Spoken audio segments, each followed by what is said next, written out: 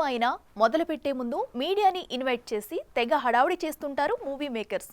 కానీ వేల కోట్ల బడ్జెట్ పెడుతూ కూడా ఈ సినిమా గురించి ఏ చిన్న అప్డేట్ కూడా ఇవ్వకపోవడం కాస్త ఆశ్చర్యమే. అయితే నువ్వు అప్డేట్స్ ఇవ్వకపోయినా పర్లేదు, కానీ సినిమాని త్వరగా రిలీజ్ చేయి మహాప్రభు అంటూ వేడుకుంటున్నారట మూవీ లవర్స్. SSMB 29 అంటూ జక్కన్న మహేష్ల కాంబోలో సినిమా ఎప్పుడైతే అనౌన్స్ అయిందో అప్పటి నుండి సినిమాపై అంచనాలు భారీగా పెరిగిపోయాయి. ఇక ఇప్పటికీ గప్చుప్గా షూటింగ్ మొదలుపెట్టిన మహేష్ బాబు ప్రియాంక చోప్రాలపై ఓ కీలకమైన సన్నివేశాన్ని షూట్ చేసేశాడట మన జక్కన్న. ఇక 5 రోజుల పాటు అల్యూమినియం ఫ్యాక్టరీలో వేసిన సెట్లో నెక్స్ట్ షెడ్యూల్ కూడా ఉండబోతుందట. ఇక ఈ సినిమాలోని ఓ కీలకమైన పాత్రలో నానా పటేకర్ కనిపించబోతున్నారని, ఆయనపై కూడా లుక్ టెస్ట్ నిర్వహించారని ఇన్సైడ్ వర్గాల్లో చర్చ జోరందుకుంది. ఇందులో మహేష్ తండ్రి పాత్రకు చాలా ప్రాధాన్యం ఉందట.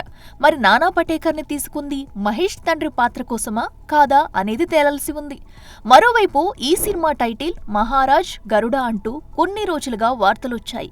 ఇవి రెండూ ఇప్పుడు పాత టైటిల్లో అయిపోయాయి కాబట్టి వాటిని పక్కన పెట్టేశారని, ఇప్పుడు జనరేషన్ అని అర్థం వచ్చేలా ఓ పాన్ వరల్డ్ టైటిల్ కోసం అన్వేషిస్తున్నారని తెలుస్తుంది.